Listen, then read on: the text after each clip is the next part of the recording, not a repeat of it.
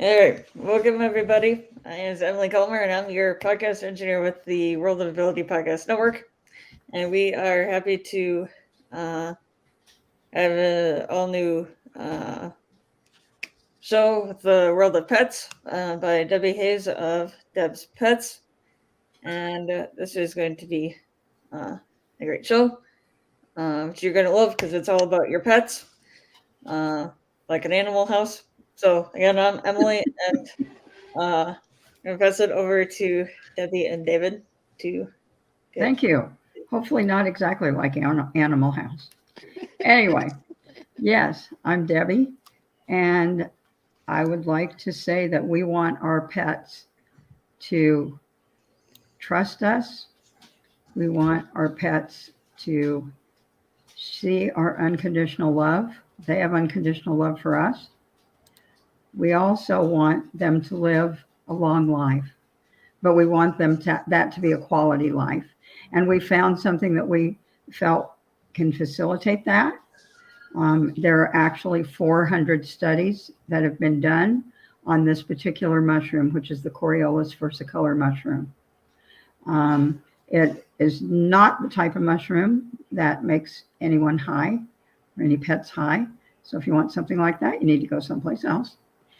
But just a little bit about the mushroom before I turn it over to David and Kurt, because that is going to be our topic tonight. It is the most potent of the medicinal mushrooms, and you're going to find out why in a little bit. And the first documented information about this mushroom was most likely before any of us were born. It was in the 1300s during the Ming Dynasty in China. So not only were we not there, but I don't know about you, but I wouldn't have been able to read the account anyway because it would have been in some dialect of Chinese. But that is when they first talked about it. And at that point, they documented that it was used for humans and that it was used for what they called melancholy, which we would call depression. So we're going to go ahead and David is going to give our question of the week. And then we're going to discuss with Kurt about the Coriolus versicolor mushroom. Emily, I want to say thank you for hosting and engineering. You're such an awesome person. Debbie, thank you for being my sponsor in this adventure. Kirk, thank you for being a mentor in this, by the way. So the question of the week is, how much did you know about mushrooms before you found this company? So I have to tell a story. Now, this starts with fishing at a cabin south of southern Colorado, southwestern Colorado, in Canyon City, and Brush Creek with my neighbor and my dad's best friend Jim Haley, that worked with him at Hewlett Packard. So we would go up to their octagon cabin every summer, once or twice. If we're lucky, we go twice. But they had the creek right behind their house with all the beaver ponds.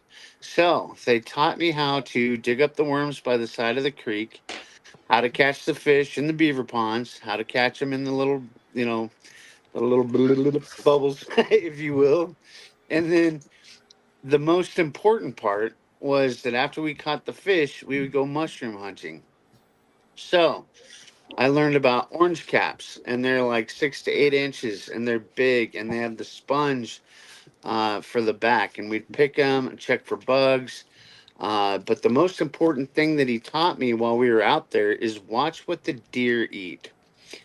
And the deer were eating the mushrooms that were the hard ones on the tree. And he said, those are just bitters, so we don't eat those. So with that, I'm going to turn that one over to Kirk because I think there may be a little bit to share with that one. Wow, that's very interesting. Very, very interesting. Do you remember if it was a hardwood tree, a pine tree, a softwood tree? Mostly aspen, actually. Aspen. Wow. Okay. Okay. Your first experience with the Coriolus versicolor mushroom was out there with the deer. And it's nature's way of solving the problem of poor health, starting with the gut all the way to the bones and the hair. Absolutely amazing story around that. Very, very cool that they would say that it comes out bitter, because it is a little bit earthy and harsh just to eat. That's why we don't find the Coriolus particularly. Do you remember what elevation you were when you saw this mushroom grow, or when you saw them take this mushroom? What That'd be elevation? about 7,000 to 8,000 feet. There you go. There you go. It's also called the cloud mushroom, or the mushroom of the clouds, the mushroom of the gods. And it is the mushroom of eternal life. And they would talking about what Debbie talked about. It's documented that it would extend people's lives by taking this mushroom. And in the 1300s, when you were melancholy, you had a sense of your immune system was not working properly. Something was not right with the immune system. So you would be declared melancholy or down. And that could have something to do with depression as well. So very interesting around all of that. I'd love to answer the question around my first experience with this mushroom was literally when it was introduced to my dog. Zenta was in a bad way. I'm going to make the story short. She had 7 lumps on her, about the size of my fist. The vet said half of them were probably cancerous. The other half were probably just regular tumors. I don't know, how she could tell the difference, but she's an experienced vet. And Zenta couldn't see; she was blind. Her backbone was infusing together because of all the things that had ended up happening with her, and literally her paw pads were peeling off. And they said, the vet had actually said that this was a sign of one of the cancers that she had. So imagine losing the bottoms of your feet. And at 14 years of age, the vet said, you can send her home, or we can put her to sleep now, and we'll set up she'll be in hospice care. And this is actually her in the background talking to us. She's about 17 right here, just chatting away at us. But lo and behold, she jumped up on this couch about 4 days after the mushroom. Now, when my friends came over to introduce this mushroom to us, my wife and I knew mushrooms to be mushrooms on steak, or something that somebody in Washington would try to taste the rainbow with. Yeah. We just had no clue around mushrooms. And it's funny that Debbie brings this up. In the 15th century, they actually outlawed being able to put mushrooms with beer because the church wanted to be the only one to be able to cure anybody. And they had determined that mushrooms were so powerful as a nature's cure, as a nature's remedy or resolution for bad things that happen, that they outlawed mushrooms in beer because of that. And even today, we can't say this mushroom cures anything. I can't say that this cured my dog of anything. I can only say that she no longer had autoimmune situation. She was no longer blind. She could run, she could play, and she could have fun. She lived the best quality of life ever. And Debbie loves this part of the story. She jumped up on that couch that you saw, looked over at me, said, "Pet me." And I hollered at my wife to say, "Come in and take a look at what's going on." And my wife comes in to yell at me for giving the dog mushrooms, and go, she can't get down off the couch. And I was like, I didn't put her up here. So that was my first experience with these kind of mushrooms. And since then, I have just explored in depth about them. And the more that I know, the more I realize that it's not about what you know, it's about what you get to experience with them. And mushrooms are different for each person because our immune system is different for each and every one of us. So I love that story that you shared, David, about the deer and eating mushrooms. Mm-hmm.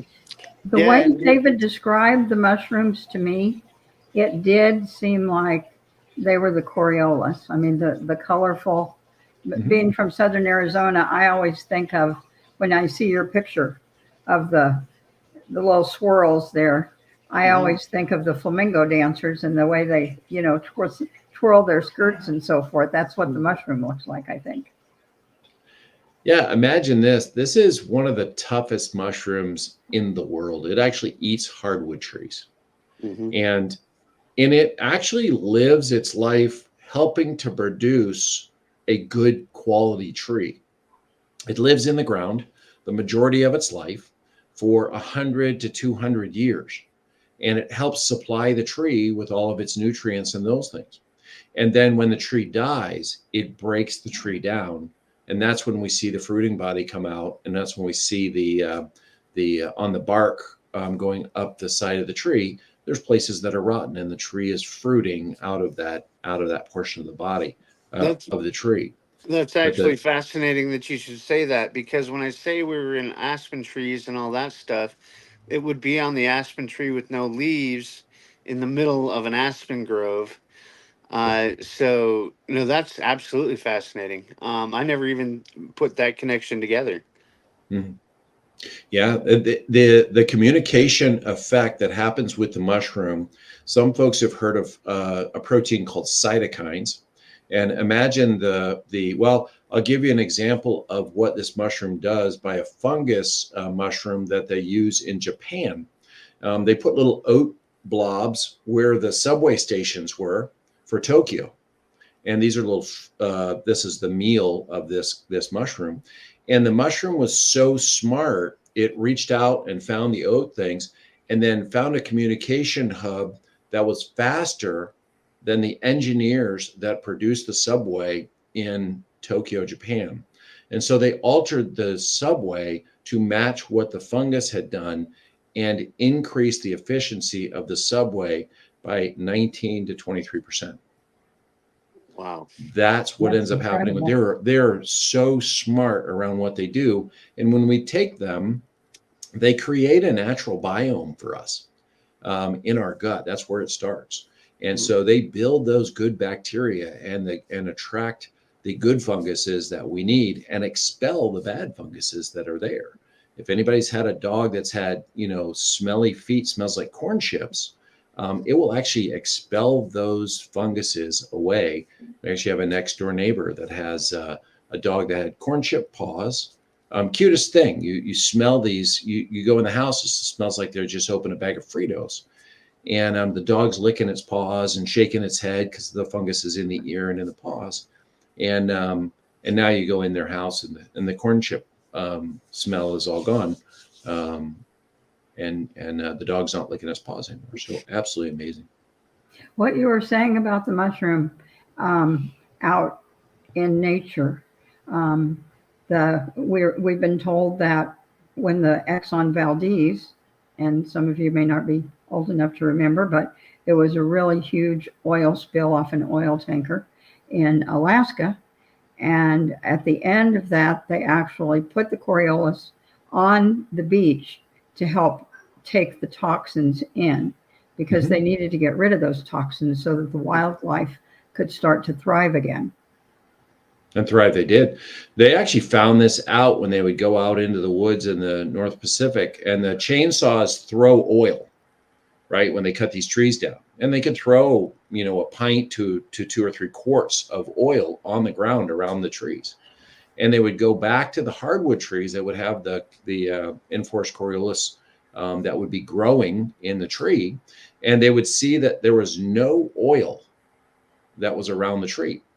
Now, any trees that were not hardwood and did not have this mushroom growing around them, the oil was still present. And they went to go try and figure this out. And actually, the mushroom eats those petroleum products and turns them into fertilizer for the other trees around it. Wow. Absolutely amazing. They've also It's thrown this amazing. on nuclear waste, and it takes in those metals, the nuclear waste metals, and actually turns that into inert fertilizer for the trees and plants that are around it. That's fascinating. That's Unbelievable. to be able to have a product that you can infuse with other, even not just Coriolus versicolor, but other mushrooms to supplement everything that helps with gut health, immune system, and all that stuff. I mean, Peyton behind me, he's 15 years old, and since we got him on the mushrooms, he's a pain in my butt again. So he's all kinds of energetic, and he's just fun, and he goes to work with me every day. So no, that's absolutely amazing to see the science behind all this stuff, and I feel better because I'm taking the human supplements. Very cool. Well, imagine what it does as it's a sponge for those things that are toxins for us, pesticides, funguses, the bacterial throw off of decay, right, can be toxins for us and they build up in our system. But the mushroom can actually pull that away and extract that out of the body. Heavy metals from things as simple as a filling can actually be taken out by the mushroom itself. And so when I share that everybody's immune system is different, we've been in different situations. Some people work around petroleum all the time. Some people work around pesticides. Some people are around heavy metals. And some people have a very, very clean life and they want to live a cleaner life. And the immune system is just going to be different for each individual person that's there. And we share with folks that this takes care of the mildest of conditions, right? Things like allergy, something simple, all the way up to, and allergies can be from toxins, right? All the way up to the most catastrophic. And you can name it, right? The C word and all of those things that are out there, that it will actually break down the shell around the gross of the tumor that were inside Zenta. And it helped to break those down and they disappeared. And Zenta only ended up with a one calcium deposit that was on her that was about the size of my finger. And all the rest of them were gone.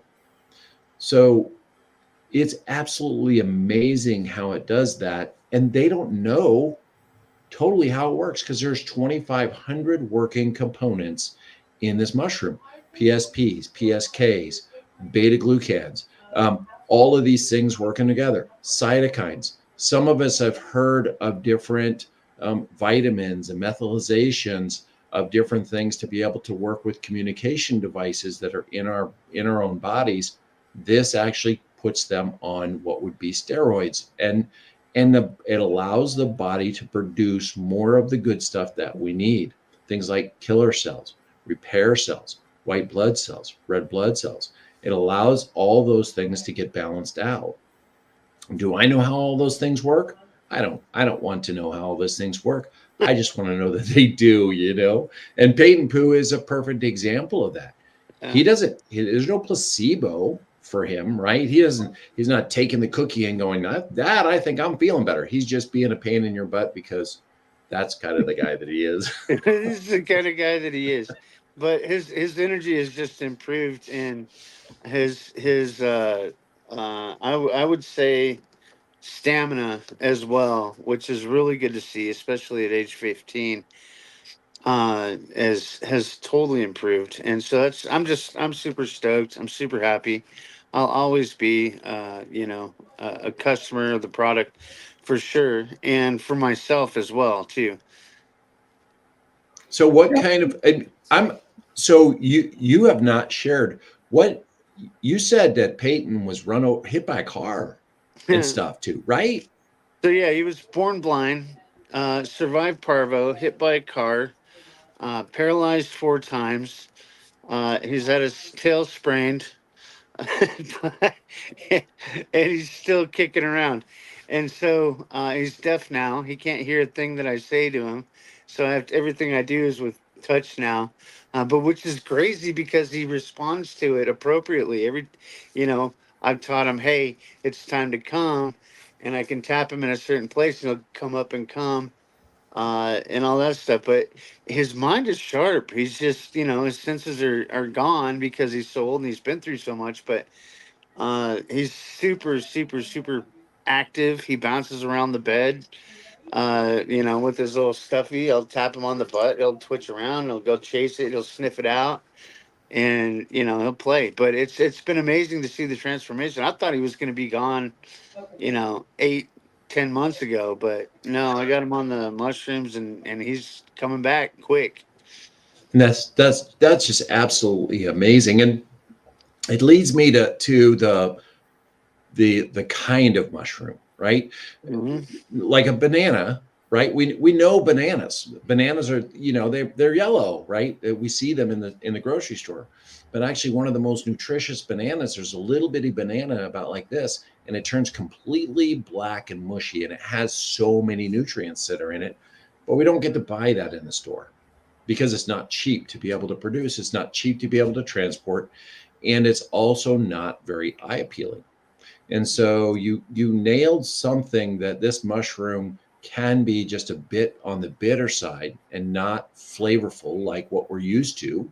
And so it has not been marketed as something that we just go ahead and eat.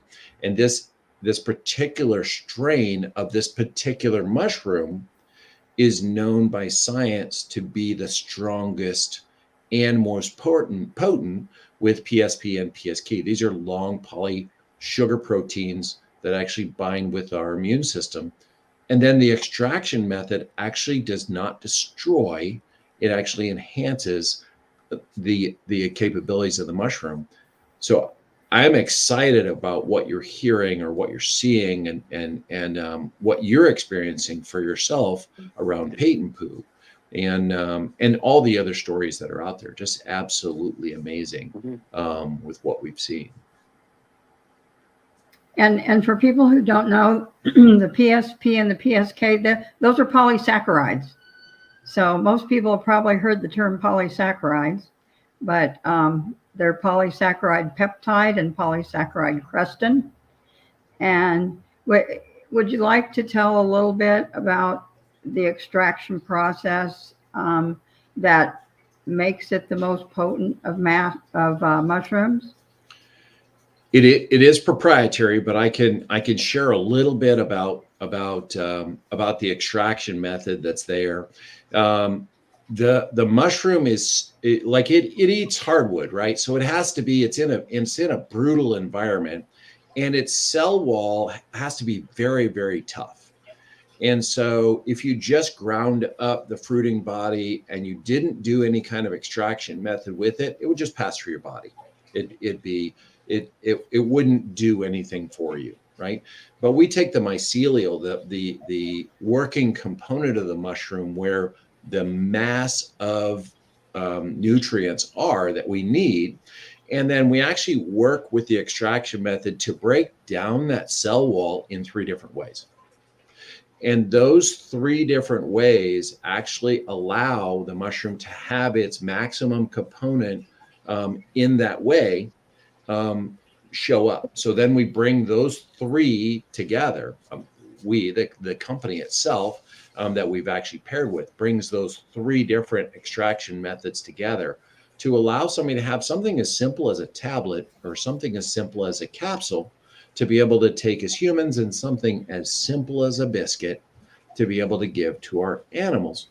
For the cats that you see here, the super sauce is amazing. For smaller dogs, that super sauce. And even it's so doggone safe. I wish I had some here, but I've eaten the last of them. Are chocolate chip cookies for kids. Literally, you can give this to kids. And how we know this is that it's been given for thousands of years to children and mothers and those things. So it's just absolutely amazing what we've seen. The extraction method is proprietary, but know that we get those 3 extractions and put them together to get the maximum benefit out of the mushroom. Well, I gotta say for sure that Peyton Pooh likes the peanut butter treats for sure. But if he's not in the mood and I break it up for him, I eat it myself because it's all food, people grade food. So, and they taste good. I'm not gonna lie. So Yeah, they're pretty good with chocolate frosting on them too. I'm guilty as charged. Here's a funny story for you. Get ready? So there's a terrier that I got a phone call with, Ben, and Ben or Benjamin, Ben goes to get his cookie and he goes to hide it in the house. And his mom is finding these cookies around the house and going, Ben doesn't like the cookies. He's just hiding them. Well, in nature, an animal will go dig up a bone, or they go dig up the mushroom itself out of the ground.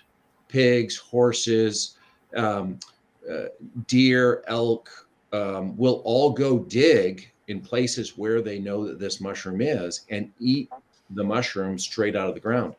And so, sure enough, she just left the cookie by Ben's bed, and Ben would go there when she thought that maybe he had an upset stomach, and he would eat the cookies then.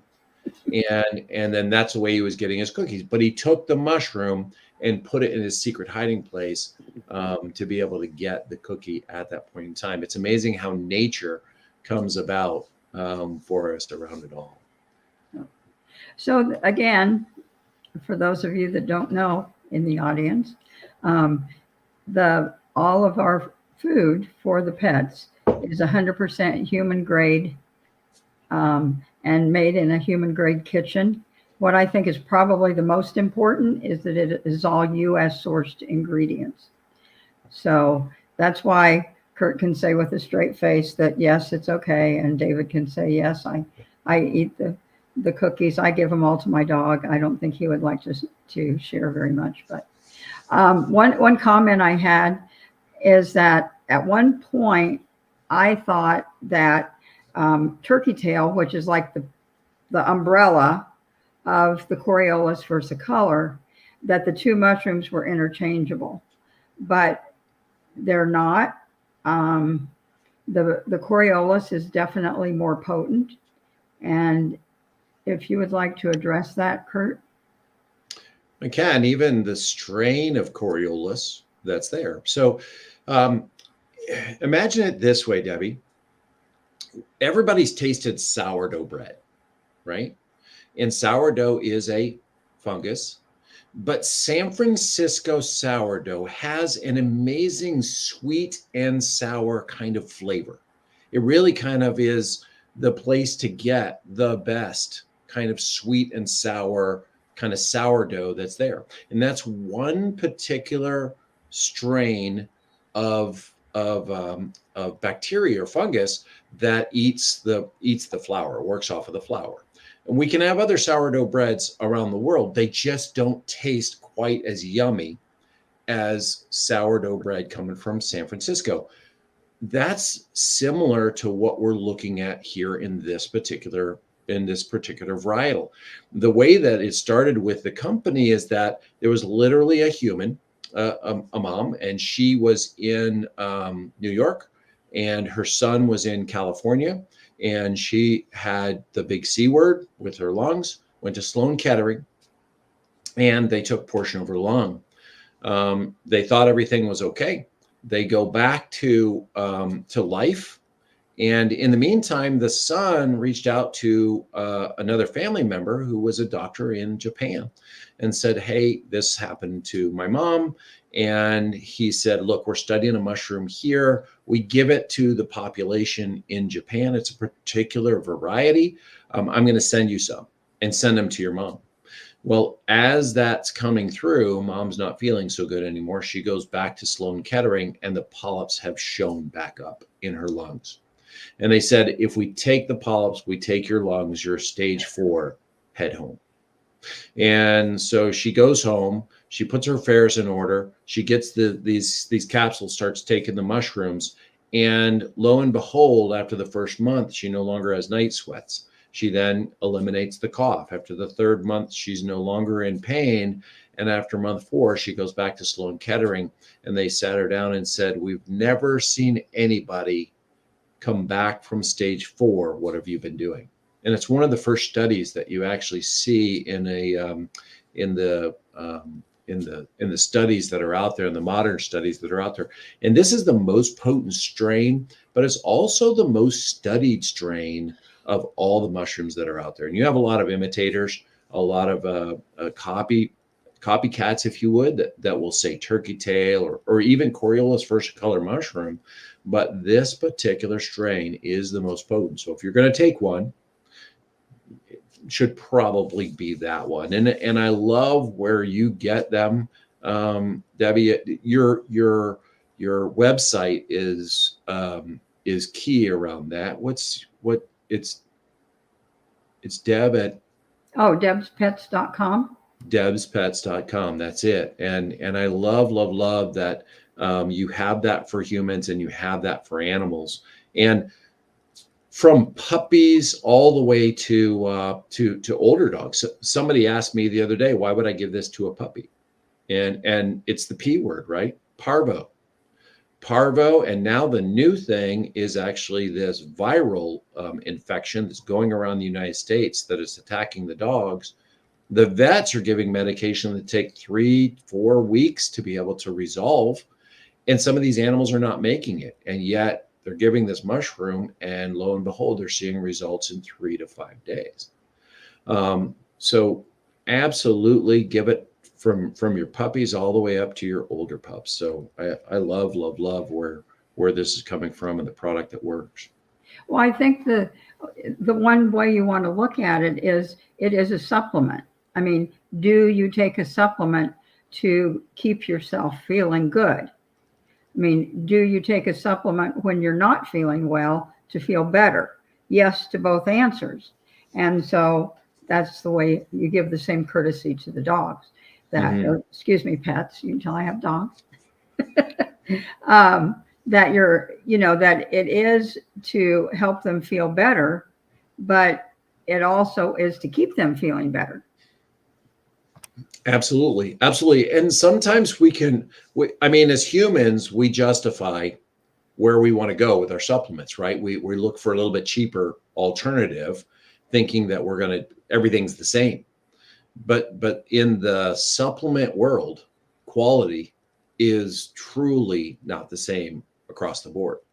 And we're finding that out even with synthetic made vitamins, that the quality is not the same with methylization of what you're getting. So you want to be so careful. And you also want to make sure that you have a trusted source, something that has been studied for a long time, and something that is a natural extraction method. And this extraction method that we spoke of earlier is actually coming from Japan and some of these places that have perfected the way to be able to get the maximum benefit out of this mushroom. And so I love it where we're coming from with this. We have the proprietary strain inside the United States, and then we work that extraction method as well. So yeah, that's great. And again, we're not curing anything with this mushroom. We're just getting the immune system in the bodies of humans and pets so that the body can heal itself. Mm-hmm. And what better thing could you ask for? I know. To be able to do that in a natural way. Let me share a story if I could. So I have some neighbors that are around me, and they see the craziness that's gone on with Zenta.